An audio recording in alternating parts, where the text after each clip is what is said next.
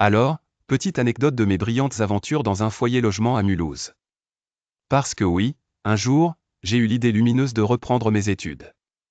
Spoiler alerte, c'était une erreur, mais on y reviendra plus tard. Bref, me voilà dans un immeuble quasi vide un week-end en pleine pandémie, avec juste 2 autres habitants pour meubler l'ambiance. Un soir, alors que je profite tranquillement de mon calme et de mes doutes existentiels sur ma réorientation, des hurlements résonnent dans le couloir. Parce qu'apparemment, même en confinement, certains trouvent le moyen d'être débiles. Je descends donc voir ce qu'il se passe et tombe sur un brave monsieur qui avait décidé que la jeune femme handicapée présente ferait un excellent punching ball.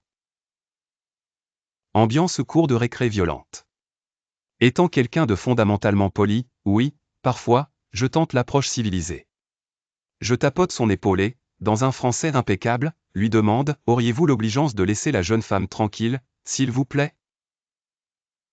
Malheureusement, le monsieur en question était visiblement plus dans un délire grosse brute à vinaigre et a jugé bon de me choper par le col en me hurlant dessus à 2 cm du visage.